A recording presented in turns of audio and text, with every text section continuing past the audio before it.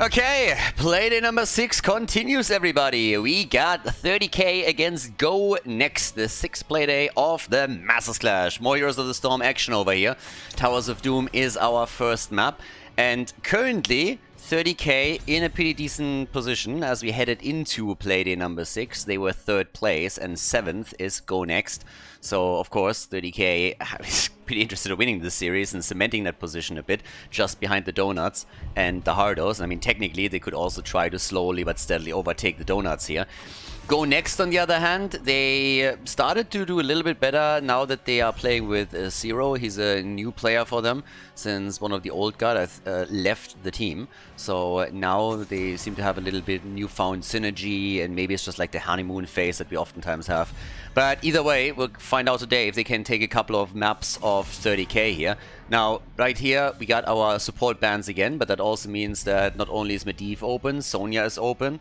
As map bans, we had, by the way, all direct pass, talking about Medivh. We had all direct pass banned out, and we had a ban on Inferno, which was interesting. But yeah, Ultralisk plays Medivh, so it's a little bit surprising to me that Go Next is simply letting that one slide, since Ultralisk is kind of known for his Medivh plays too. He obviously also plays his Karrigan and everything else, his Maiev, but still, it couldn't come as a shock that he locks in Medivh here. So Towers of Doom with the Medivh first pick, and now you can still play around it a bit. Also, we have Go Next banning out Malfurion, which is oftentimes one of the heroes that you pick against Medivh, so there's that. Now the Lurking Arm is also helping you to control the portal a little bit, and D.Va of course has a displacement and could do pretty much the same thing. So it doesn't mean that their double pick here isn't bad, it's directly countering a bit what Medivh brings to the table. And of course that's not the only reason why you're picking those two, since this whole rock, paper, scissor approach that some people on the lower level seem to think exists in Heroes of the Storm, that you can get massive hard counters in, is obviously bullshit. With very, very, very few exceptions, that's not a thing. You have, of course, certain heroes that are stronger against others, and there's a couple of tools in the ability belt of every hero that work well against certain compositions, but some people seem to believe that once you have a certain pick on one side and then another counters it, that the game's over. That's crap. But Stukov and D.Va are both good against the portals. Now a good Medivh player will play around that, and I could also still see some additional picks come in for Go Next to deal with it. Could have seen, by the way, Lucio, for example, too. We've seen the Boop against the portal quite a few times as well. Other heroes that are noteworthy, which I don't really think are going to be picked here, would be a Junkrat with the Mine. But we have our Sonya, we get our Diablo, and Sonya and Diablo with Medivh behind them, that is going to be an absolute nightmare to be dealt with. Because now you have a ley line into an Apocalypse, you have a shield for Sonya, and this is going to be a tough battle for Go Next. With that triple already established right here at the beginning, this is going to be rough. Now the birdie gets banned out too, so there's not really as much chance anymore that we're going to see a big approach on the macro level against 30k. But I gotta say that this opening is just fucking terrifying. From here on out, you want to have a strong damage dealer, of course. Junkrat, by the way, still gets taken. I honestly didn't think that they would invest into him as well, but that of course now means that they have even more control over the portals. But still, you're looking at Diablo with a shield, Sonya with a shield, the APOC after a ley line. And to make matters even worse, the guy who plays Diablo is Masquerade. And he is just bullying 6 days to Sunday on that hero, especially on this map. Okay, Trashwing is in, and the schoolgirl enters the arena. So we got Ophia and Brightwing taken. And that leaves us with our last pick for map number 1 in this Heroes of the Storm best of 5. So yeah, let's see what Zero is going to pick here. I mean, Towers of Doom kicks us off, and it was the map choice of Go Next, but the draft that we are seeing for 30k is pretty terrifying. Now, what exactly are they going to throw into the mix as an additional damage dealer? It's Sylvanas! And that sets us up for map number 1, Towers of Doom, everybody. Our first game at the Masters Clash Playday number 6, 30k, going up against Go Next. Game number 1, everyone. 30k against Go Next when Towers of Doom, and on the left side, Dainu plays Ophia, Ultralisk on Medivh, X-Ray on Brightwing, Masquerade on Diablo, and Quasar is playing Sonya. On the right side of the map, Kelvin with Junkrat, Wit on Jojo. We got Skynox on Stukov, Blade is playing D.Va, and Zero is playing Sylvanas in the game. So let's get the party started over here and see which team can take the lead. And yep, Brightwing already and Medivh are starting to make their way over towards the middle, and we're going to keep a close eye on Ultralisk's baseline stacks and see if he's going to get killed. The last time that we saw Medivh was on 2 with the Spider Queen. Honestly, I don't even remember who exactly was the Medivh player. Might even have been Ultralisk, but I remember that the guy went to 36 or 37 stacks and then got killed. They won the game anyways, but it's obviously always a big oomph when you are losing this many stacks on Medivh. And it's a bit of a problem. But anyways, for now, they can easily rotate around here with Medivh supplying the portal. You can see that's a super safe rotation that we're having from the red team, since they know that technically the blue team can set up a couple of traps. You don't want to run into those. And talking about a couple of traps, it seems like Wit was already walking into one of them right away. But yep, here we go. Dino already chomping in, and he can be aggressive because he has the shield. Medivh behind him, and they use it to establish kill number 1. Nicely done, Orphea with a chomp, chomp, chomp, and Masquerade with a quick pause, either to celebrate the kill or because Ultralisk is maybe lagging again. But so far, he has actually not dropped, so whatever the reason is, it seems to be not as problematic as usual. I mean, yeah, Ultralisk is, as far as I know at least, still battling his abysmal connection, and that seems to be a big mistake or problem created through his internet provider. But anyways, we can go over the level 1 talents a little bit. And also, talking about Ultralisk, he actually started off really well with the 10 stacks on the Arcane Rift here. So given that we had only one little fight that cost Sylvanas her life, that is not too shabby. With the 1-0 kill lead, you can now also technically make an earlier play for the pumpkin camps that have just now spawned at the 1 minute mark. We got the Portal Mastery on level 1. Same time, of course, the Seismic Slam build right there for Sonya. Nothing new there either. And probably also something that we should point out is that Hold Your Ground on Johanna has been chosen. We've seen a little bit Laws of Hope recently again, but not so in this one. And the full medal is in here for D.Va. But yeah, the 1 minute mark, the camps are obviously spawning. So with 6 seconds on Sylvanas, chances of you locking this one in are pretty much slim to none. At the top lane, you could still see a rotation coming in to try and secure the third one. But especially here in towers, it's really the bot lane that matters the most. And for everybody that isn't quite aware why exactly the bot lane is the most important lane on the map, it's actually pretty simple. You have both of the pumpkin camps here at the bottom move straight to the bottom of the map. So if you convert the bell tower of your opponent, let's say over here, you have continuous pumpkins that are pushing towards the core and could therefore also help you to end the game in your favor. So bot lane control is normally what all of the teams are really striving for. Now, of course, you are still trying to also put pressure on the mid and the top lane, and if you eventually can convert a bell tower there too, that's always a win, but you gotta be careful there. So about being careful, a bit of body blocking is happening here, but even with all the tools that they have for the portal control, Diablo still gets out in this one. So, yeah, nice escape by Masquerade. Was just trying to see if he can maybe interrupt the pumpkin capture long enough so that they can invade, but that wasn't the case here. Yeah, but instead they're making the play at the bottom for Jojo again. Portal is already here. Pull him off. A bit of body blocking against Wit, and he does not like that a bit, I can tell you that. It's a strong foreman that we have. Now Masquerade obviously eats a bit of damage too, but he's only at 37 stacks. And look at Dino. Dino is already zipping around again and is hitting hard with that coffin. And if you ever ask yourself why that coffin is hitting so hard off Orphea, then the answer is actually pretty simple. You need to ask yourself what is actually in that coffin. And, well, if you noticed, especially she's been seeing a lot more play after HCC died, so the coffin contains all of the hopes and dreams of the HCC players and the heroes of the Storm esports scene. So that's why that thing hits like a truck. And Dino is putting the full potential of that damage output to the test right now. The early kill against Sylvanas was already pretty impressive, but of course he's going to look for way more than that. Triple Altar Phase is the first one to kick up over here. So we're going to see what's happening with that. Who's going to lock in the two? Again, it's Wit in the middle that gets attacked. Masquerade! Yeah, he's going for the big bad bully move. Couldn't really do anything here, though. But the rotation straight down to the bottom of the map now as the altars are popping up. Brightwing is already at the top left, getting her own. And down here, Ultralisk, furry like a bird, is going straight up for the channel. The interesting part is that if this continues, they can technically even get all three. So, we'll see. Because the top right has so far not been taken, and Calvin is trying to channel the bottom of the map now, but so far not successfully. And up here at the top, Dequaza and Blade are also still fighting. At the bottom of the map, they're just angling for position, and Brightwing has now jumped in. Dino is a little bit low and has to jump out. Okay. But, yeah, here we go. Level 7 talents are just a little bit sooner in play for 30k, and that gives them a nice power boost for that fight. Dino already with the Shadow Walls over here.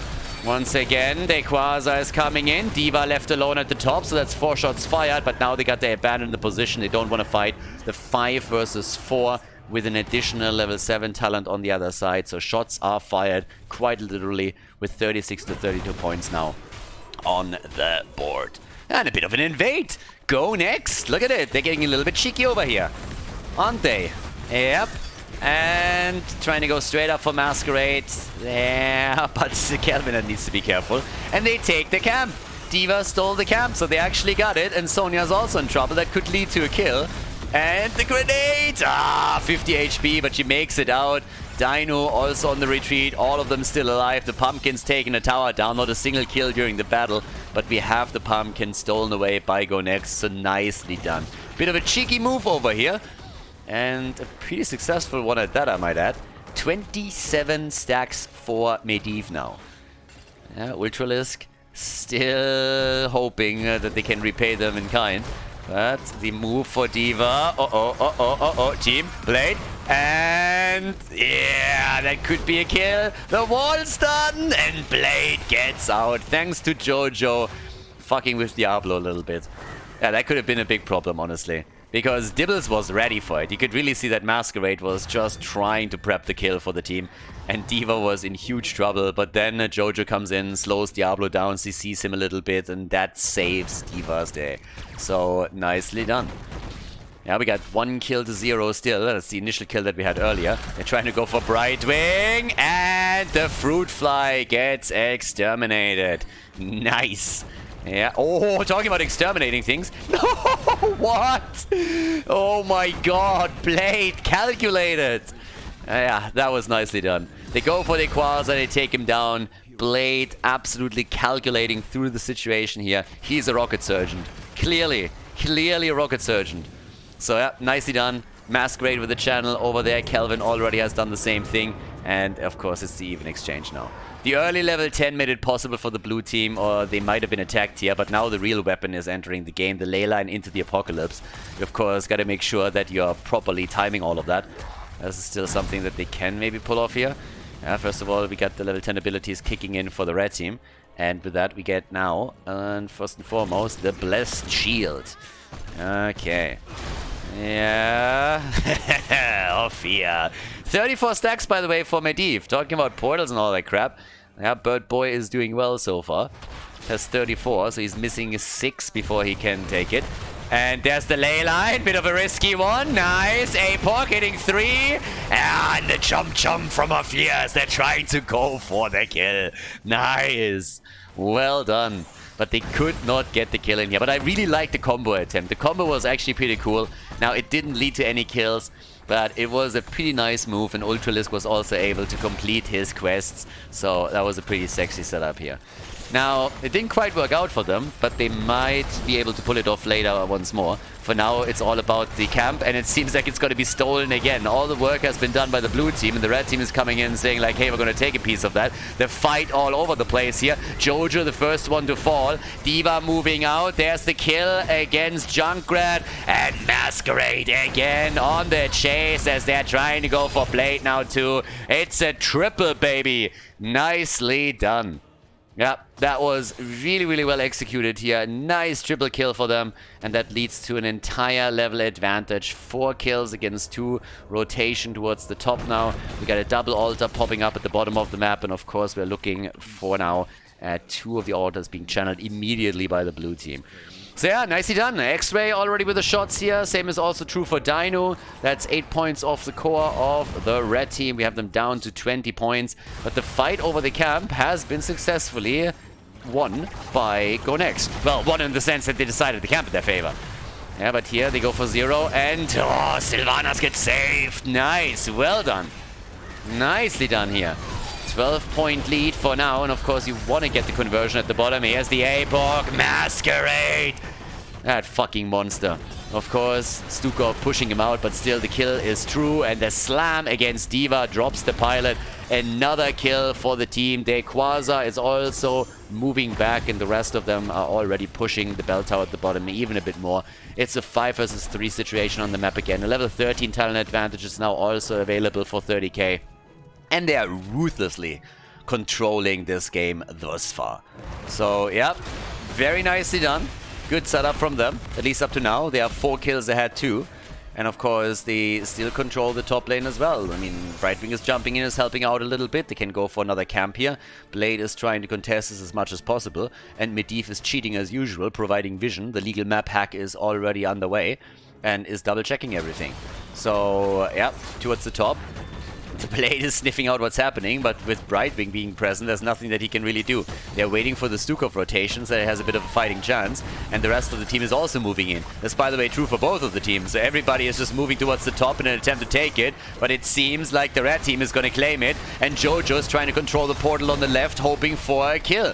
Setting it up for the team, didn't quite work. The ult is out, Leyline is missing completely. Here comes Diablo, the kill against Jojo as she's trying to create some space for the rest of the team to escape. But it's still 7 kills to 2. No level 13 talent. The fight forced by the blue team as they are capitalizing on the extra talent and the power spikes here. 7 kills to 2, and with that they're now moving down to the bottom, to the middle, where another altar is ready. And that's going to be an easy 4 shots fired, which will drop the red team down to 16 points. And of course, they want more. They want Kelvin. Here comes the Apocalypse, and that's a kill. Beautiful execution. I mean, honestly, that was a beautiful execution right there. And that's exactly why we're going to look at it again. That's how you set up a kill with Diablo. I mean, look at this. They know exactly what they want. They come in, APOC, bam, combo. Perfect setup for Dino to get the damage in. And that's how you get an isolated kill, even behind a fort or a bell tower. Yeah, and that of course brings them even closer to level 16, where we're going to get the extra talent and power spike for 30k. Very dominant performance by them so far. And that's exactly what you would expect from them. I mean, hell, these guys are 3rd in the standings. So they need to do well here. They need to do really, really well and make sure that they are not losing touch with the top teams here. Yeah, the Quasar is also applying more and more pressure at the top bell tower. This is going to be one in their favor, 100%. Orphea is holding experience in the middle. But now we're looking at normally a 3-level lead plus also the level 16 talent. It's pretty tough. It's pretty tough to deal with. Leyline is in, but they don't have the Apocalypse ready as a follow-up. That wasn't really the intent behind it, though. It was just trying to force the fight and isolate some of the heroes, which didn't really work out, but they still get a fair amount of damage in. And let's not forget that during all of this, Sonya has taken the top. And we're looking at the triple altar phase now. A 3-level lead, that's a huge stats advantage to begin with. And look how aggressively they're setting up the portal, because they're simply saying, we want that bell tower, and if you are willing to come close, we're going to fight for it. So that's exactly what's happening here. And if they can't get the bell tower and then fight for a couple of these altars, we could technically see them with 10 points easily taken off, go next score. Blessed Shield is in as they're hoping for a kill. They're fighting without the 16. They're forced into it. And that is a nice move against Diablo. Stukov is down, but Masquerade, he pushes out, tries to escape, and Masquerade is dead. He'll be back, he loses his stacks, and they're starting to go for the channel here. It's going to be a 5 versus 4 on the map, but Diablo will have to restack his baseline. And in the meantime, Dino up at the top. Blade is now coming in with a bit of a pew-pew for the interrupt, but Sonya is already doing the job in the bot lane. So that's 5 shots fired. And let's not forget that this could nearly end the game if they get all of them. 11 points on the core. Brightwing on the left side. Junkrat is down, and they're likely going to get all 3. And that would put Go Next down to a single point on the core, which is obviously a disaster. Look at the minimap. Sonya's already trying to retake the bottom, which would end the game if they can take all 3. And, well, Johanna is dead, so who has any hopes of this one still being won by them? All that Sonya has to do is take the bottom, and then if they now channel both of the altars, it's over. And they get the kill. They get D.Va. Their pilot is down, and that, ladies, is going to be game. We're gonna see the game end right here. There's nothing that can be done anymore. You only have Stukov, you only have Sylvanas. I mean, who's gonna go for the interrupt here? Brightwing is on the left, Ultralisk is getting the channel, and this is gonna seal the deal here. The core is already down to 5 points with another 6 shots fired. 30k wins the first Heroes of the Storm map between the two teams here. The best of 5 will, of course, continue the Masters Clash. 30k against Go Next as the blue team takes the lead. Before we head into game number 2, make sure that you subscribe to the channel if you haven't done it yet so you don't miss out on any future content here on Khaldor TV. Okay, well, we have game number 2 popping up. So far, 30k did exactly what they're supposed to do. They're the favorite coming into this series, and they came in swinging, and they took map number 1. Now, obviously, a little bit of that had to do with Medivh being available as a first pick in Ultralisk. You don't have to ask him twice if Medivh is up if he wants to play it, so that was a quick one. And Go Next, they had their fair share of trouble because of Medivh. There were a lot of kills that got denied, a lot of kills that were set up. And of course, Masquerade on Diablo is, in addition to that, always a huge obstacle when he gets that hero. Now, I would expect that Go Next is going to ban out Medivh here. Just generally, I believe that we're going to see a very different approach. Volskaya Foundry, obviously, also a very, very different map. But still, I'm a bit curious what's going to happen. And the first thing that's being banned is Brightwing. So, alright. With Brightwing being banned, Uther gets eliminated next. The support focus on the bans for the last couple of weeks has been kind of funny too. I mean, honestly. So many Uther bans, Stukov bans, Brightwing, Malfurion, Lucio. I mean, you name it, hero has likely been banned. I mean, we've seen even Morales being played, for example. And there's the Medivh ban. Shocking, I know, you're surprised. You're absolutely shocked. Now, to be fair, they have first pick. So them banning Medivh kind of highlights that they don't want to play Medivh. Yeah. If they had a Medivh player and they were threatening to play it, then it would be up to 30k to ban Medivh out, but as it stands, they never really planned on doing that and first picking him, so they have to ban him out, or the same thing is going to happen that we saw in game number 1. 30k is going to lock it in. Instead, Sonya gets banned here. We still have another couple of great side laners here. You can play with Malthael, with Rexa on the lane. Blaze, of course, still a good option. But the first thing that happens is that Malfurion gets locked in, which could technically also lead to a Tracer pick later down the road. Now, of course, Malf is useful for way more than only supporting Tracer, but again, it's one of those dream combos that you will oftentimes see, so there's always the threat that Tracer gets now picked, so you gotta be a little bit careful around that. Yeah, for the blue team though, the first double pick, what are they gonna log in right now? We still have all the side heroes up, and they pick Tracer away. That's one way to deal with it. I was kind of suggesting if they don't pick it on the 2-3, then maybe just like ban out Tracer, you know, but nope. Instead, Dino just said, you know what, you can have the Malfurion, I don't care, I'm gonna play Tracer, and then your entire combo attempt is already useless or pointless, and I'm gonna show you how it's done, even without the heal over time that Malfurion is gonna provide. So Dino gets one of the like fast heroes again, one of the agile ones, Cassia and Rexa. So the Batman of Heroes of the Storm made it into the Nexus, the man with the mask. If anybody knows why there's hay in the corner, he's the one. Okay, and well, with that, we now got Varian banned out. I mean, Varian together with Rexa, and especially with Malfurion, of course, behind it, is always one of the annoying things, because you got layer after layer of stuns and CCs, and then any kind of damage dealer can come in and really just, like, take them down. But not so much in this game, because Varian has been eliminated quickly, so no chance for him here. And here's the Diablo ban. Can you blame them? After the last game, Masquerade on Diablo is just terrifying. The guy is just absolutely terrifying. So, yeah. I mean, every single time, like, I sometimes wake up screaming during the night, dreaming of Diablo's, Masquerade's Diablo just like chasing me down the road. And then I wake up and I remember that I can beat the shit out of this kid with one arm tied behind my back and I'm fine again. But if you meet him in the Nexus and he controls Diablo, whew, that boy is just slapping you around 6 days to Sunday. He's going to 1v9 you without any problems. Alright, so Stukov is in, Tyrael is also coming through, which is already kind of cool. Tyrael on this map, we haven't seen him in a while, so excited to see what Masquerade can pull off here. Here, of course, saw a couple of changes in the recent patch as well. Maiev comes in, and Mal'Ganis. Alright, we got our front line for Go Next. Me likey. Kelvin can pop off a little bit on Maiev. And, well, together with that, what are we going to get for the last pick here? Ultralisk. I guess he would have loved to play maybe even the Maiev, but he goes for Deathwing. Alright. Chicken skin, unfortunately. Spoiler alert. But yeah, guys, let's go. Game number 2, the 1-0 lead for 30k as they go up against Go Next on Volskaya Foundries. Let's jump straight into the second Heroes of the Storm map in this best of 5 series.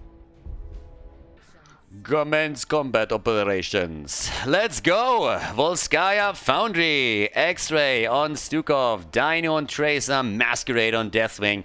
Ultralisk is playing Diva. We got the Quasar on Tyrael. And on the right side of the map, Go Next with Skynox on Malfurion. and Kelvin on Maiev. Wit on Mal'Ganis. Blade is playing Rexa.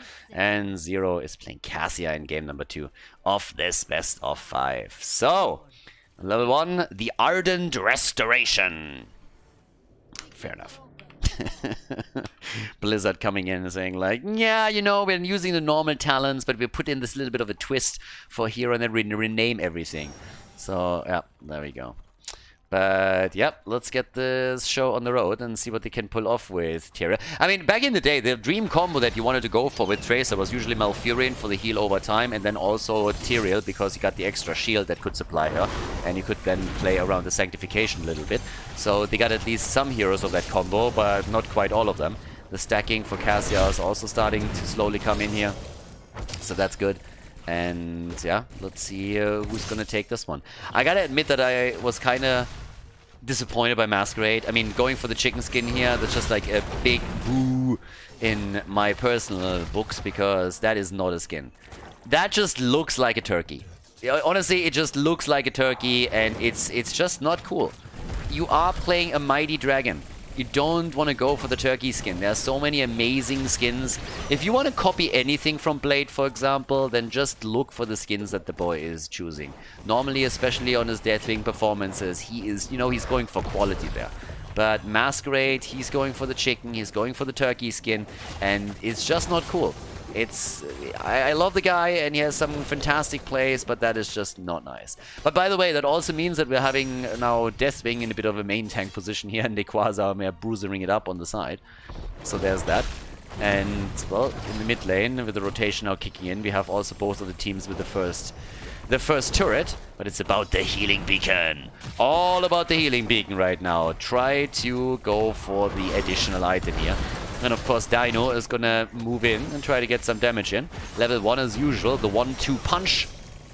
And yeah, well, the problem with the 1-2 punch is that Dino or Tracer hits like a little girl. That's, by the way, because Tracer is a little girl. But when she starts to get those guns out, whew. Yeah, and the girl is nimble too. Try to catch her. Super annoying. One of the reasons why oftentimes teams are gonna pick auto attack heroes against them. I mean, we have seen not only Sergeant Hammer picks, but also Jimmy against her, because hitting her with skill shots is nearly impossible. By the way, talking about balls, we got Rexa with his level 4 again. And Blade did that just recently. Honestly, he did that on... well, let me lie about it for just a second. If I remember correctly, the last time that he pulled that off was on, I believe, Tomb of the Spider Queen. And he lost... because he went way too deep. He lost, I think, 2,000 hit points or so.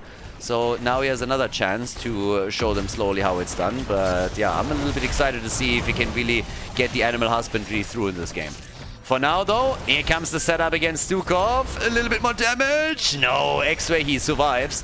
And of course, we still have our battle raging on with the 4 versus 4 over here. The objective is also up. And they are starting to go straight up for the next few hits. Down at the bottom, there's still our fight between the two side laners, Blade and Ultralisk.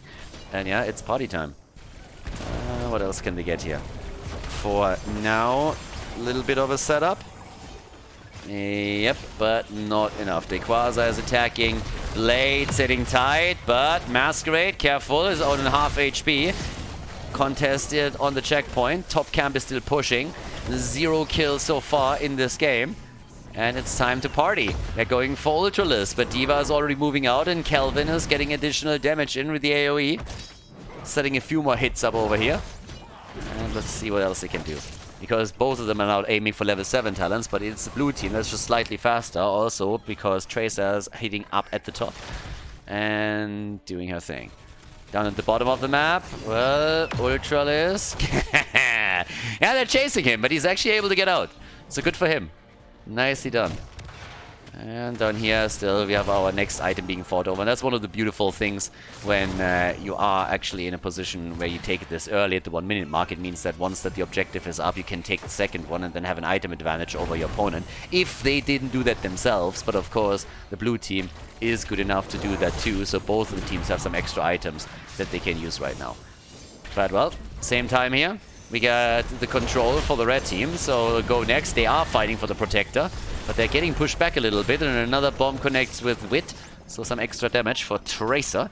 Level 7 has still not been taken by Rexa as he's fighting against D.Va at the bottom of the map here. But it's the blue team that has now taken over control, and Tracer is just rushing towards the top the entire time. So there it is. Yeah, down here, Wit. Alright, there's the attack, and bam! Masquerade dropping in! Death from above! Coming straight in here. Red team still aiming for it, but here comes the explosion, and everybody gets zoned out quickly. Deathwing going in deep, cutting off the path of retreat here, and Blade, he's about to fall, but D.Va already died. They're trying to make the play here also for Mal'Ganis, and indeed Dino is able to chase them down, and Skynox, he has just no path to escape here. So all of them are going down. There's 3 heroes that just got eliminated. Yeah, they chased them down hard. D.Va was the first one to fall, then they went for Rexa, and they cleaned house with Mal'Ganis and Malfurion dying shortly after. So that should eventually lead to the Protector being taken by 30k, especially considering that they get the early level 10 ability. So there's that.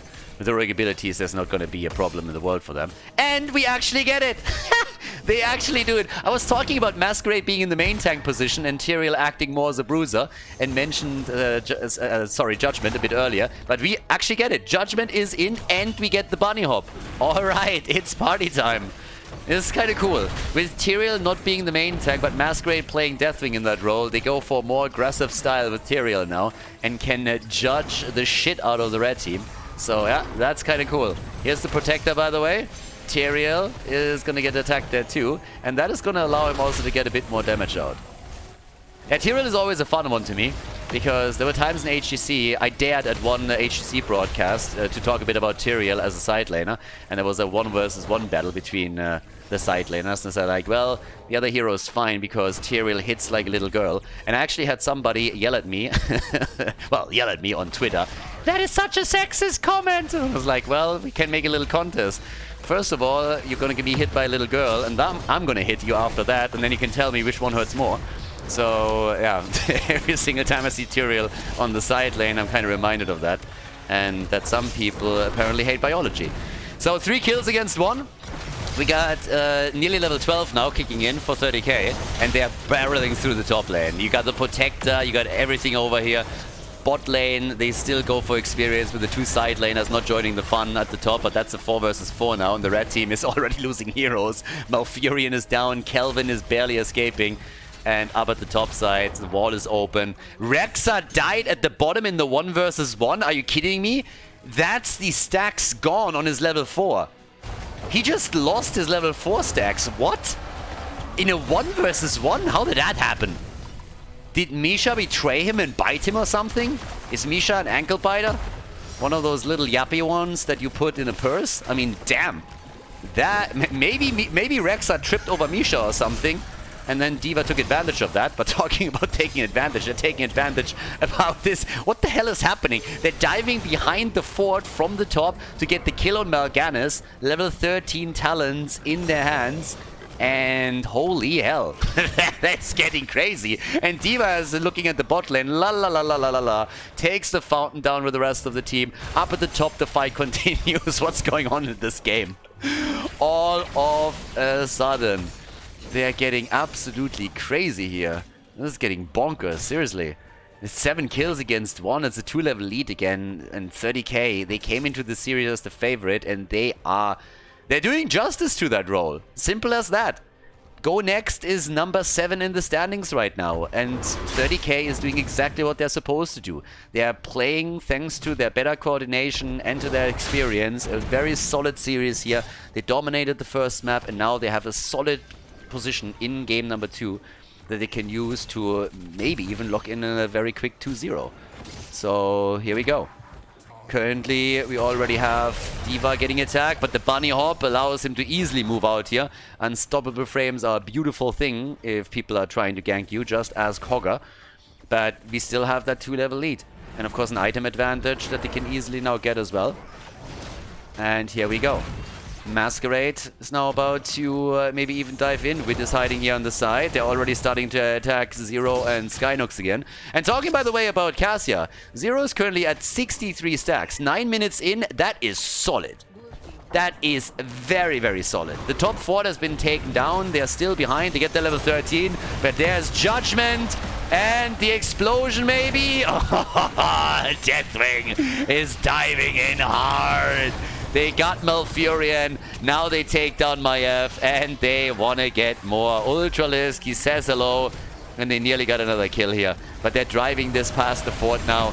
They're going for Zero, who's sitting at 69 stacks, but Cassia still dies, and 30k, they are ruthless over here. 10 kills to 2, top lane gets pushed, Fall in the middle is about to be taken down. And it seems like Blade has a bit of a death wish too. I mean, honestly, if you're that low in HP and you have Animal Husbandry on level 4, you don't want to get that far out when 2 of your teammates are already dead. So yeah, that was a bit of a problem.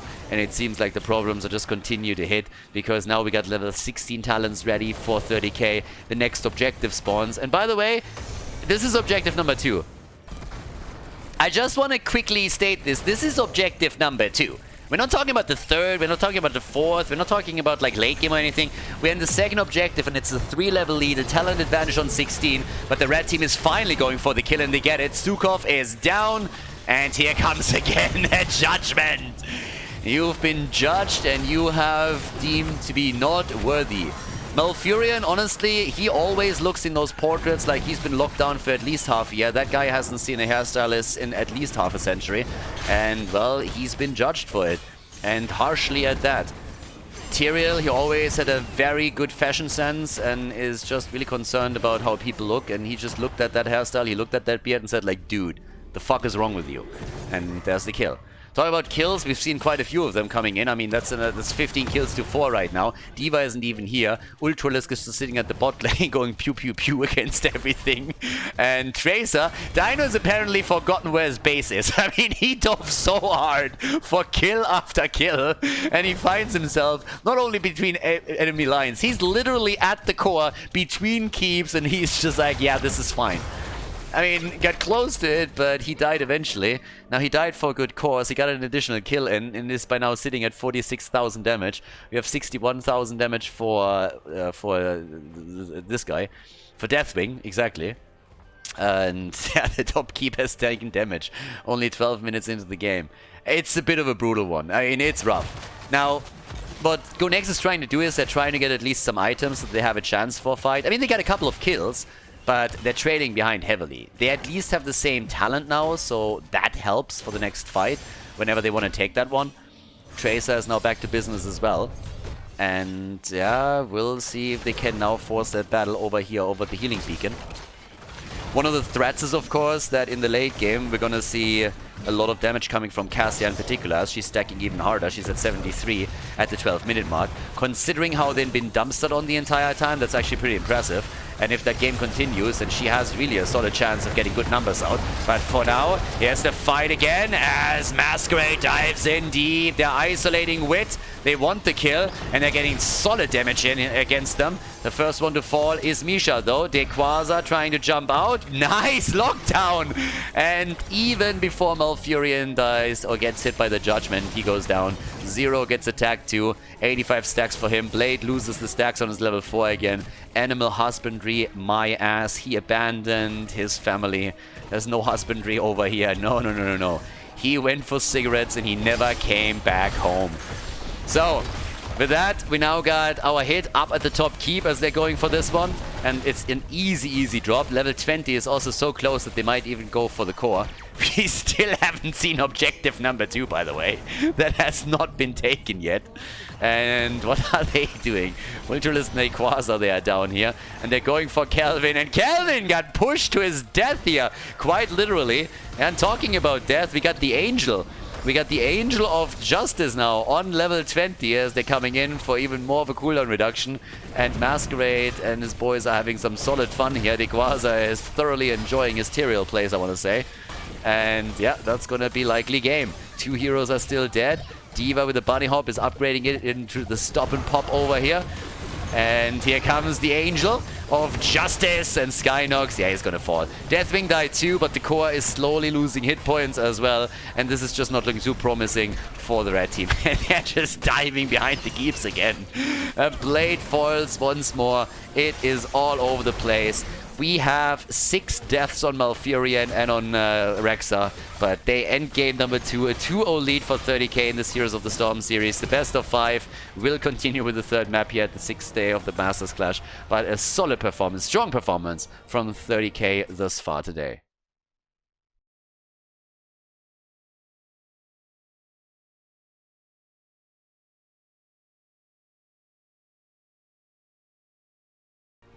Game on, everybody! Game number 3.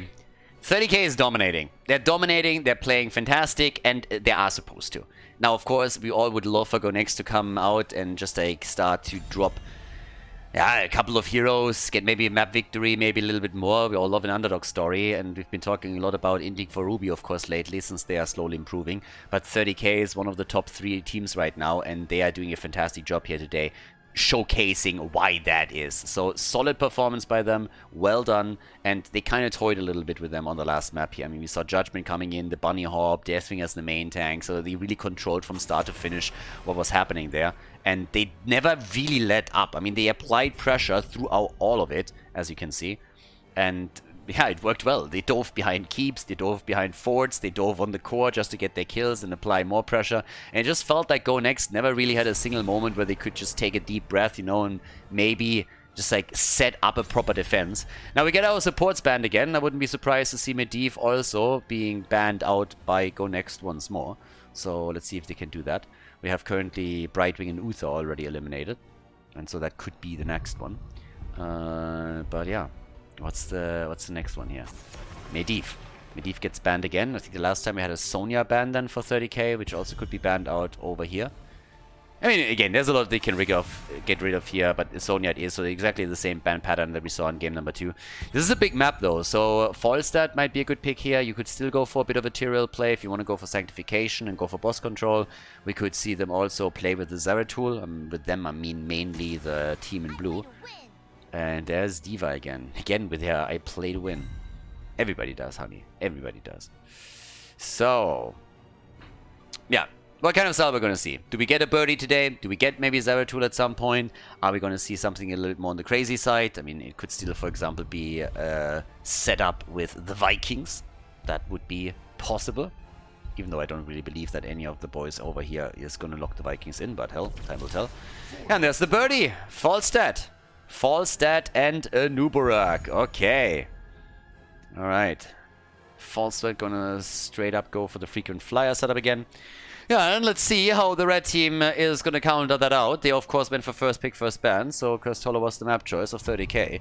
And as mentioned earlier, with the 2-0 lead, the only thing that they need now is one more victory to lock in the win in the best of 5. It's Zeratul for Go Next, okay? They steal it away, I want to say. I would have expected it to be taken by maybe Dino here, but now it is instead Zero who goes for Zeratul. We got D.Va, we got Lucius, they're already setting their Overwatch team up. And, well, let's see what we're gonna get on the ban pattern. And we still need the main tank, we still need also range damage dealer for the blue team. X-Ray currently the one to lock the Nubarak in for the team. I'm a little bit curious to see what Ultralis is also going to pick here. I mean, with the 2-0 lead and the way that the last 2 maps have gone, I could totally see that they are going a bit more out there. Then again, they've already picked Judgment on the last one. Yeah, the days where you had Judgment, Hinterland Blast, and Nova with the Precision Strike. Those were the days. Just full-on sniper combos. Back in Alpha and Beta. Yeah, and here comes Stukov, so they don't want to run into any kind of a Nubarak plus Stukov setup, but you can still drop a Malfurion if you really want to go for the lockdown. Oh, Phoenix and Abathar, alright. Okay. Phoenix and Abathur. That is nice. That's actually really good. Don't see that too often. And now I just want to see the Planet Cracker. Give me the Cracker, baby. And Abby in this setup is also kind of neat. So they're going for Abathur. And what are we going to see as the last pick for them? It's definitely not quite what you would expect normally. Tyrael and Sylvanas. Okay, this time it's Wit that's going to play Tyrael. If they go Sanctification, they can go for boss control whenever those are getting attacked. Murky! Murky Abathur! Murky Abathur, no support. Alright, Cursed Hollow, everybody. This is going to be the cancer game right here. This is going to be more than just a little bit nasty. Yeah, they make it happen. Octograb into Cracker. Let's go, baby. Let's go game number 3 between 30k and go next. Alright. The Mad Lads, they are making it happen. Masquerade is pausing the game. That gives us a little bit more time to introduce the players and talk about the combo here. But yeah, after 2 very successful wins and very dominant wins, I want to say, in this best of 5, we now have on the 3rd map Cursed Hollow X-Ray on Anubarak. I mean, they're switching roles here too, just to give you a bit of an idea. I mean, you can cry disrespect all you want, but at this point they don't have a proper support. They play Ultralisk as an Abathur solo support here. So now it's X-Ray who plays the main tank, which is a role that in the past he also filled out. We got Dino on Phoenix. Masquerade is playing the Birdie for the damage output. Ultralisk currently on Abathur, so that's also an interesting one.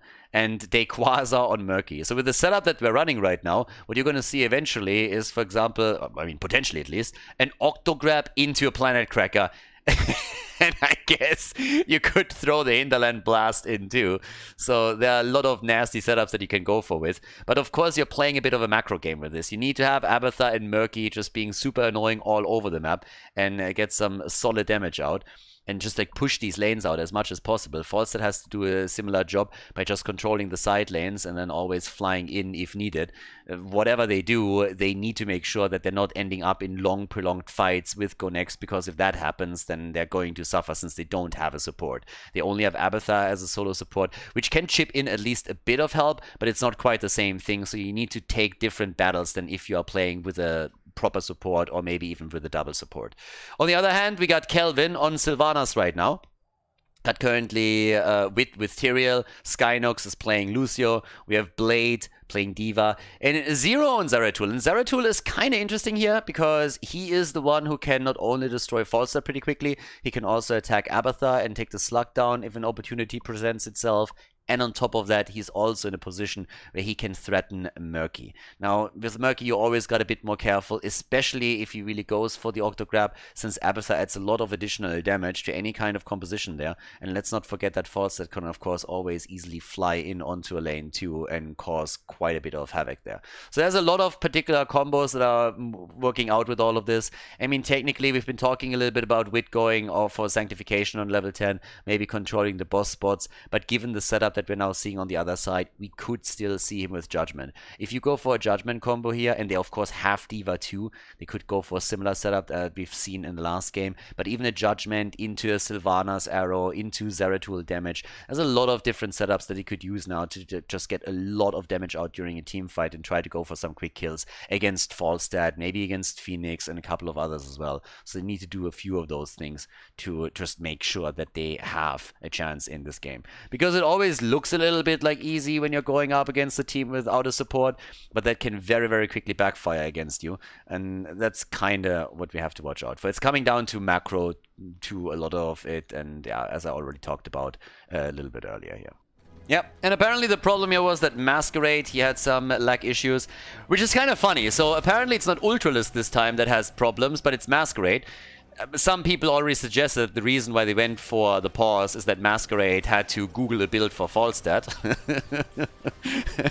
Now, him lagging sounds, of course, a lot more believable, but, well, there it is, lag F. It's a 3-2-3 moment either way. But as it happens, frequent flyer, so it seems like Masquerade found a proper build somewhere. Could have asked some of his teammates, I suppose, too, but whatever floats your boat here. Now, as we're heading into all of this, we got on level 1 already the fishy deal for Murky. taking towards the bot lane, and up at the top they are going for vision first and foremost. So let's check that out and see what exactly they can do here. The first thing that happens is that Sylvanas is setting up a push with 2 of the champs, trying to make sure that they're getting the tower down to 50% HP. Murky is doing murky things, pissing people off. I mean, that's literally the job description. If you're murky, you just want to be annoying. It's a bit similar to what you're supposed to do when you're playing Lucio or Tracer. And Murky, he's the master of all of that. So, he's already backdooring the fucking waves, making it easier for Abathur to hold the bot lane, and also, of course, making it super annoying for the opponent's team to deal with it. We did that back in the days with the Vikings. So back in the day, you would do that particular play with Vikings and make sure that you're just proxying wave, which would, of course, then put a ton of pressure onto the opponent's gate, as you can see here. Since there is no minion wave that comes in, this one is now starting to attack the structures directly. And Blade is also losing experience, because Blade is currently not moving over to catch the XP. And that is a bit of a problem. And Murky, thanks to Abathur, is even gonna get out of this one. Or at least gonna be close. Yeah. Blade is nearly falling and has to now deal with Murky and Abathur as they come in. Yeah, and Murky is just having some fun. Now, it's Zeratul who rotated over to catch some of the XP, but as you can tell, this is not as easy as you might think. Murky... he gets the kill. Yeah, so yeah, that's the problem if you're going up against Murky and Abathur right there. So let's watch that one again. And of course, it is pretty annoying and it makes you look bad. There's nothing else to it. And Murky is already back to business here. So there's the easy kill. And by now we got the level 4 talent ready for Abathur, which means that thanks to the Needle Spine, that's even more of a threat. Bed of Barb comes into Murky Abathur. It's honestly, it's annoying as hell. If you, yeah, all of us at some point went up against the Murky and an Abathur, and you know how absolutely annoying that setup is. And this is exactly what we just saw at Blade died. Diva kill, not only taking down the mech, but also eliminating the pilot. So yeah, good on them. Zero is moving in now, but he needs to be careful too. They're trying to go for Masquerade. Yeah, it seems like Masquerade needs something that has a bit more hit points, like Falstead. I mean, granted, maybe he thought he's picking Muradin or something. There is a dwarf on the top, but it's not quite the same thing. And Murky, of course, is now stealing this away, and that does a little bit more damage. In the meantime, Zero's trying his luck, and he's a bit more successful than Diva with the aggression here. We got 1 kill for a kill. And off we go straight into the mid lane as the push with the Bruiser Cam is starting to hit 30k. The 2-0 lead in the series, and they are hoping for the next one. While all of this happens, we have Zero trying to deal with the Siege Giants. Abathur has been helping out there too. And of course, Murky is taking the opportunity at the bot lane without Zeratul to take one of the towers down. As I explained during the draft and also as the game started up, it's all about you controlling the macro right now. You need to control the macro, you need to be annoying, and you need to be the one to just hit on multiple lanes here. And that's where also Secret Weapon on level 7 comes now in for Falstead, because after last patch, it's been viable since Boomerang is now baseline. You have with Secret Weapon the opportunity, if you find yourself solo all in lane, to simply go ham and start to take some structures out. So you're going for the ideal setup here. And they have a lot of heroes now on Murky duty. So that's pretty much what you're going to do most of the time. You're going to set somebody up for Murky duty. They're doing exactly that. Murky has already been backdooring a couple of additional waves here. They hold the lead in experience as is already. And of course, Abathur has now contributed also to the longevity of the structures by simply picking Mule and helping out with that. And we're looking at level 7 next. The first tribute was taken a bit earlier by the red team, but at the bot lane they lost the entire wall, and Zero isn't too happy about it either. I mean, Zeratul is trying to deal with the Merc Master here, but the Frog is starting to piss them up even more. The Frog and the Slug in tandem are doing a whole lot of work here as the rest of the team is starting to fight over the top and over the next tribute. All, of course, with the attempt to ensure that there is no setup from the other team. And with no setup, I mean no chance to go for the tribute. But they lock it in, so that's the second one that they were just able to grab, and that is threatening a curse later on in the game. Now the good news is that, for at least for 30k, that they are so close to level 10 that the third objective, the third tribute, is going to spawn when they have their heroic abilities. So they have to fight for it, but they should be able to extend that lead even a little bit further and then get the next one for free. I don't really think that Go Next is going to be in a position where they will contest it. They should be a bit late to the tribute, and normally that results in you simply giving that one up and waiting for the next one to spawn. But level 10 is going to tell us a lot. I've been talking about some of the potential combos that they could set up, both of the teams, and we'll see what exactly they're going for. So Dequaza's already sitting down at the bottom, as we still have a bit of a skirmish happening in the middle of the map here. All the way up at the top. Yeah, Blade still going for it together with Dequaza. And here it comes. First of all, we're getting the Hinterland Blast and we got the Planet Cracker. Yep. No Hinterland Blast, but it's Cracker time, baby. Going for the Octo Grab and then the immediate Planet Cracker to laser Zeratul. Zeratul is already dead. Falset was flying in. Masquerade was, hey, leave something back up for me. And it just didn't work out. So they're going for the full sniper composition. At the top, the red team is saying, guys, we can't play this game. This is just stupid. Let's go and take bosses. Let's make something happen here. Because if not, then we're just going to lose out on all of it. And now we got Judgment. Judgment is in. Murky stole another camp, by the way, with a fishy deal. And took it immediately. And of course, Murky is just waiting for the cooldown to pop back up, which is, by the way, in another 5 seconds. So Hinterland Blast is up. Planet Cracker is going to take a little bit longer. But yeah, that Phoenix setup is going to be real annoying throughout the entire game. This is going to be kind of fun. The boss at the top gets attacked too, but the red team has now decided that they're just trying to try to control the camps here. So they're stealing them away. Might even try and make a play for the boss itself. And down here, we got the Octo Grab. Falset is not flying in though, and Planet Cracker wasn't ready. But the cooldowns and the way that they are going to shape out are going to make it possible for the Quasar to set it up again. Now, the next boss gets attacked. And I gotta say that I kind of like the idea of Go Next to simply not play the game of 30k and just go for structures, go for bosses, try to apply some pressure with that. But they're still losing ground at the bottom of the map because Abathar Murky is just... they are just shitting on Zeratul here. Now, taking the bosses is a pretty solid strategy though. The problem is, of course, that we are very early in the game, and 7.5 minutes in, those bosses don't do a whole lot. If you have Sylvanas, on the other hand, that changes the equation a little bit, because it helps you to do a lot more damage. In the mid lane, they're also starting to go for the next hit. Murky, by the way, has the Octo Grab back up, and this time Planet Cracker is available. So they can go for the Cracker setup here. And it is Blade that's moving in. Dequaza. Yeah, Murky, is he going for it? Hit him with a fish, baby. No, not here. Alright, level 13 talents are in. Bottom of the map, that's where Falset is dealing with the boss. On 13, we now got the fish tank. We also have the sustained winds. And down at the bottom, the kill has come through against the boss. So the spatial efficiency is now in. Murky is going to be even more annoying together with Abathar. Dino went for the next camp. And yep, Murky is looking for an Octo Grab target. Actually, Murky is pushing the bot lane and is just saying, hey, I don't even have to look for a target. I'm going to make them come to me. So that's pretty much what they're going to try and do here. It's such an annoying combo. Murky Abathar is just cancer. It's just such an annoying setup to go up against. It has always been annoying, and it's incredibly strong. And yeah, he's just proxying wave after wave after wave, taking them down. Pufferfish is in, forcing D.Va to react and applying more pressure onto the bottom keep, which has by now already taken damage. One kill up at the top. Yeah, no Octo Grab set up yet. Masquerade, are we going to go for Hinterland Blast yet? No. Ultralisk. Yeah, with a copy. But they are not setting anything up just yet. Here's the curse on the other hand. Oh, is there? No. Yeah, they got it. They actually got it. Now Murky's coming in. Is he going for the Octo Grab? Are they going for the Planet Cracker setup? Yeah, looking for it, but they're deciding to just move away. They have to defend first. With the curse now active, it means that the camp in the middle would have done way too much damage. So you gotta be a little bit more cautious about it. And let's see what they can do here. At the bottom of the map, we have at least Blade fighting back a bit, but Falset is now flying in. He's not the only one looking for a fight, because Dino has arrived at the scene too. At the top, they're pushing even further. Yeah, Murky is moving into the middle, and they could maybe get the kill. The guy gonna try to go for Blade first. Could not quite get it.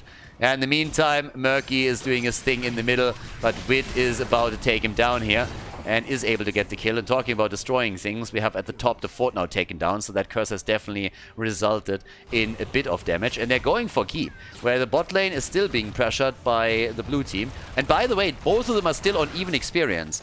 Zeratul is sneaking in, yeah, proxying some of the waves. Nice, good job. Has to get out eventually, and so does Sylvanas, but they've already done work at the top, and they're starting to work on that keep even further. The blue team is trying to push the bot lane a bit harder. As I said, the keep has already taken damage earlier, and of course the big difference between the two is that Abathar can always drop the mule if need be, and I guess he will have to at this one. Tequaza in the meantime. The laser! There it is!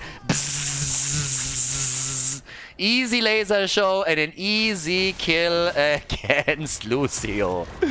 Yeah, the Planet Cracker setup.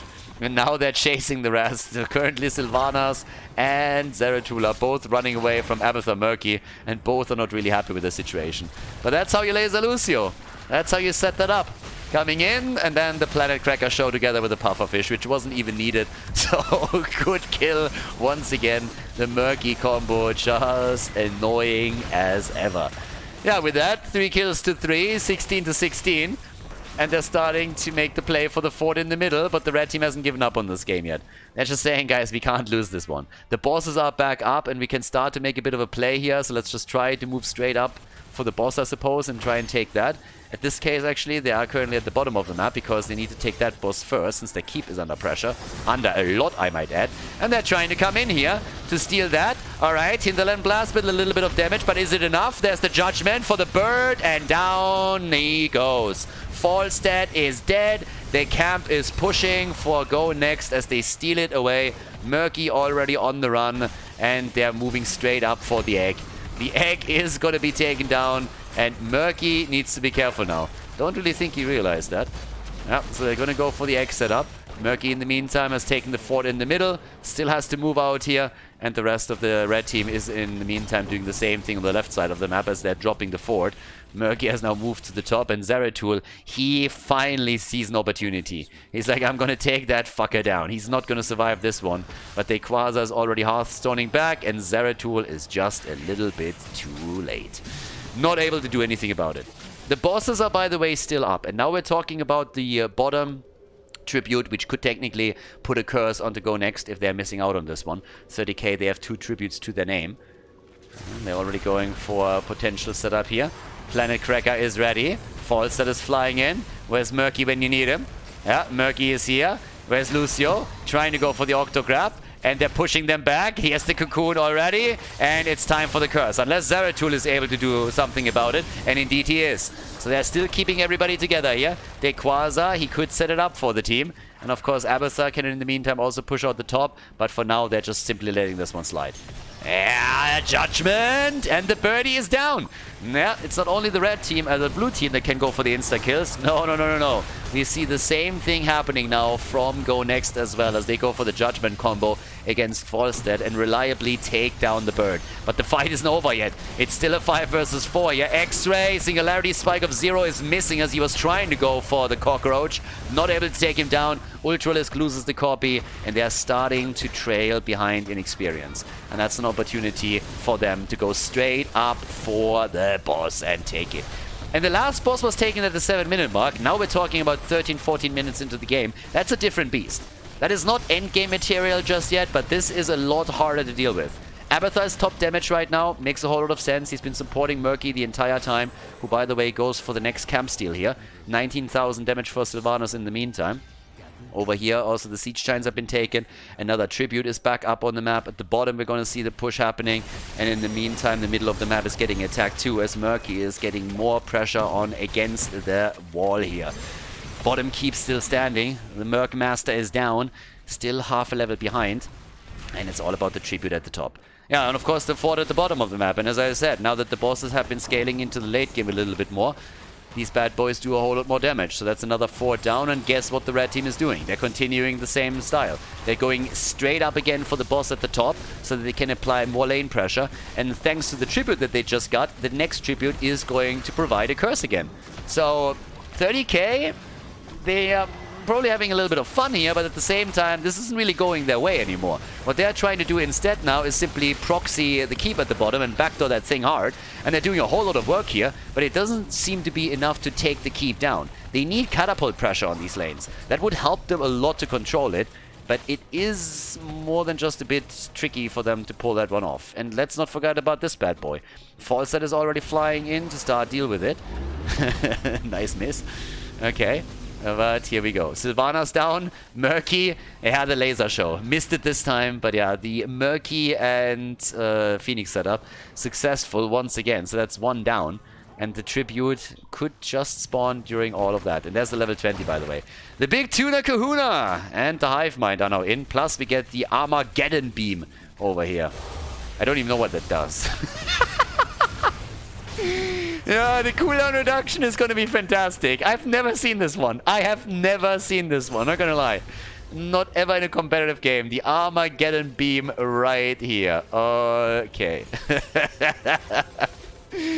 Yeah, let's see what they can do with that. The cooldown reduction is definitely going to make this pretty impactful. The Angel of Death, Justice, is also taken on 20. So we are going full in on this one now. 5 kills to 4, level 20 on both sides. And here it is curse time, everybody. We're going for the curse, and they're taking it. Nice. Talking about taking it. Zeratul, a man on a mission. Where is that mule when you need it? No mule over here. Zeratul is going to take it, isn't he? He wants the keep, and he's likely going to get it because that mule might just be a little bit too late. Depends on how Abathar is reacting to it. They're pushing through the middle now. They want to go for the keep, and Zeratul is immediately present. They're saying like, I'm going to take this. I'm going to take this. Where's Abathar? Can he help it? Can he maybe get a shield? Yeah, shield, and they take it down. Okay, good job by Zeratul. So they take a keep, but they're also in danger of losing not one but two because the middle gets attacked and so does the bottom. So that's the next one. And I think the bottom one at least is going to fall for sure. They won't be able to save this one, not with the catapult. Oh, well, actually, nah, there's no way. Even if Murky has to YOLO in for it a little bit, this one is going to die. Oh, the laser! And the kill against Lucio. Yeah, the cooldown is so low that they definitely got a chance. Nice move by Nubarak as he dodged out on the stun from Judgment, but he still ate the damage and died shortly after.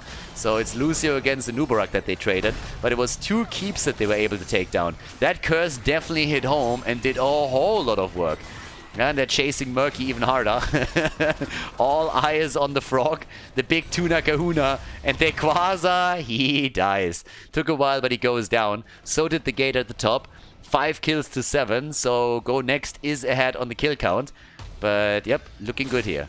Now, we still have camps taken all over the place. You want to apply a little bit more lane pressure. And of course, there's a lot of lanes that are pressuring with catapults now, the mid and the bot lane in particular, for 30k, as they are looking for a 3-0 victory here. 47,000 damage now for Abathar. And yeah, this is a game, everybody. I mean, we got the big beam, and it's ready. It's ready again. So they can go for the combo once more. Phoenix is ready, and the Quasar is just looking for, I suppose, Lucio, Sylvanas, or Zeratul again. I guess at this point they can pretty much burn anybody down, but it's kind of cool. Blade is the one that presents himself. He is like, yeah, I probably have the best survival chance now with my mech, so let's see what he can do. Bosses, when are they up again? Yeah, well, this one in 1 minute, this one in 13 seconds. So that's something that especially Gonex is going to be interested in. Now that we're 19 minutes into the game, those are a lot tougher. And yep, they're already taking position. They're taking position at the bottom of the map immediately. Then again, I gotta say, if you catch them at the boss and you go for the laser show here, that is going to be really impactful. But right now, nobody's going for it, and they're just stealing that away within seconds. Now, Murky's up at the top, and he's starting to go through the wall, so that's a bit of a problem. But that boss is also going to hit like a truck. So I'm a little bit worried, because that boss was a freebie. And they are already half stoning back, so they just took the boss, but they're not going to push with it. At least a few of them are moving back. And catapults are being dropped over here, and they're going for the keep now. So that has to be dealt with. And Falstad is the one that deals with the boss again, as he did so in previous encounters. The Quasar is still taking this. I mean, they have to get the rest of the team in too, because Murky is doing what he does best. He is pissing everybody off. Yeah, where's the laser? Where's the laser? No! What happened? Dino! Dino, what was that? Hearthstoning back, not going for the laser show. You need to give the people what they want. And the people want the brrrr. Yeah, called out, dude. Like, that was not cool. No, no, no. You had an opportunity here, and you just didn't deliver. Poor Murky dropping the cooldown, not being rewarded. That just doesn't feel right. Next boss is taken, and this one goes for core. This is where Gonex is going to try to win the game. There we go. 40 hit points. 40 hit points. Hinterland. 270 hit points. Nobody is dying. What the hell? They're forcing all of them back here. And the boss is going for the core in the meantime. If Dino would have just gone, if he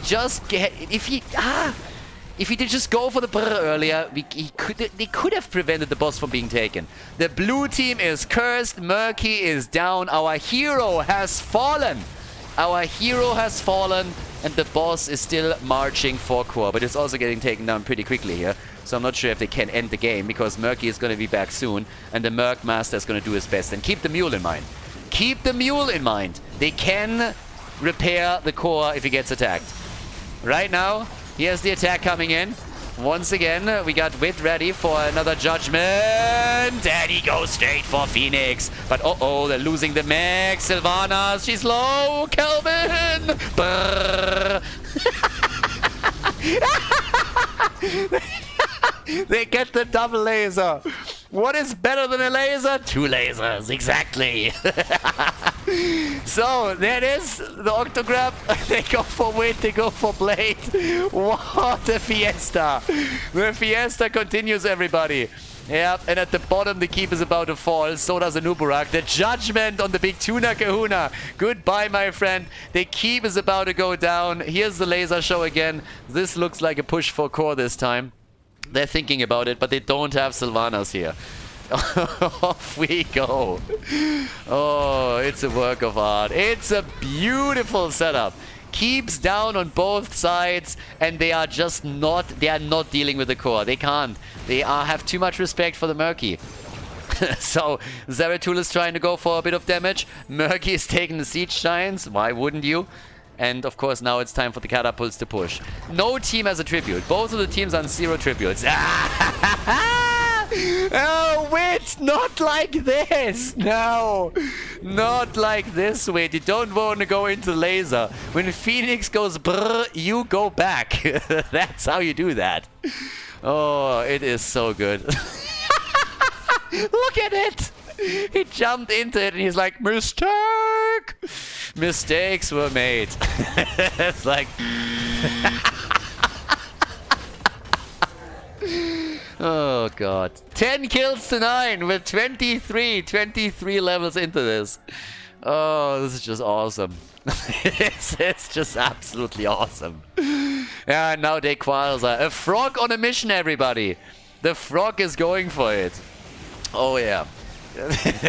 The frog, he wants to go for the next kill. 6 seconds until the laser is back up. Yeah, here comes the first one. And that's a kill. Diva goes down. Poor Blade. The birdie, on the other hand, has also been taken down because Zero said, guys, I can do that too. So he went for the solo kill. Oh! Alrighty. That one didn't hit. Nope. So he was able to get away. Murky, on the other hand, is dead. This is just everywhere. Oh my god. What a game. What a party. 10 kills to 11. I mean, however this game ends, it's a fun one. So there is the first tribute. I don't know if anybody cares about tributes because the boss is up in 8 seconds, and they might have needed to save the laser for that one. So boss is up, Murky is already here, and Falset is still dead. With a birdie down and Diva dead, that's going to be an interesting fight, especially since Phoenix is going to have his ult back in another 10 seconds. So that's a lot of brr and a lot of damage that we could see here. So yeah, there it is. The potential kill. They're stunned. Lucio down. They make the play for Phoenix. Dino! Dino! And he's dead. Dino is dead. No unconquered spirit. Material falls to Here comes the explosion. They were trying to chase Zeratul and they just couldn't. And now they can take the boss. And we're 24 minutes into the game. They should be able to take the boss here. 24 minutes in and they're making the play for it. And at the top we have Siege Giants and Catapults starting to push for keep. Someone has to deal with that or they're going to lose it. But they're worried about the boss. They're worried about this ending the game. So they're ignoring this completely. And it's going to hit the keep hard. The top keep is going to fall. And then they're going to have super minions. Oh shit, wait, wrong game. Blake gets attacked, and they eat it! Nuburak and Murky are both down, but the boss has been taken. The keep is still up. The catapult died a little bit too soon. And now, of course, how do you deal with this? They need to go back. They need to take the boss down. Masquerade, he interrupts the 4 second. The laser show, and there we go. Zeratul is dead, ladies and gentlemen. Easy kills. And the birdie...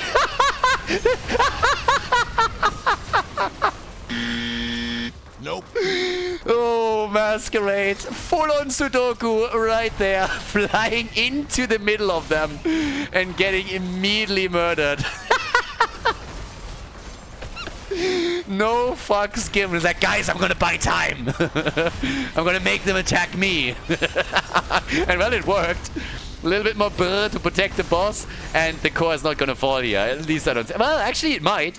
If they can get a little bit more in, the boss is going to be taken down. But it's already 66% right here. And Mule gets dropped, that motherfucker. Trying to snipe the keep. That didn't really work, but it was close. And now we're still in play. 58%, and there's another boss up. And I'll tell you a little bit of a secret. There's 2 on this map, so off we go. And this one could end the game too. They might have to backdoor. If you take the boss now, it very well 30k might lose the game here. And yeah, do you backdoor the core now? Do you go for the boss? Phoenix doesn't have his ult yet. They're going for the back door. Catapults are already in. And Nuburak is going to try and interrupt them. And yes, the cocoon is out. They're going for the back door. It's going to work. It's going to work. Here we go. Judgment is in. The bird has joined the fun. A 3-0 victory for 30k against Go Next. Murky 100% win rate.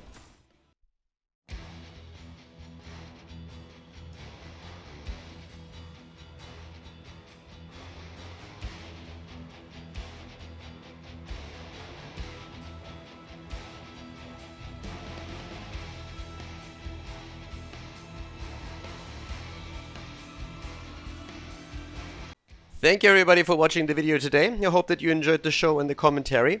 And keep in mind that the spoiler protection that is going to run for the rest of the video is made possible by all the support on patreon.com. So guys, if you want to support my work, if you want to help me start new projects and keep the spoiler protection in place, please consider heading over to patreon.com/Khaldor. There's also a link in the YouTube description, and check that out. Thanks in advance, and see you guys next time with more esports coverage here on Khaldor TV. Have a great day.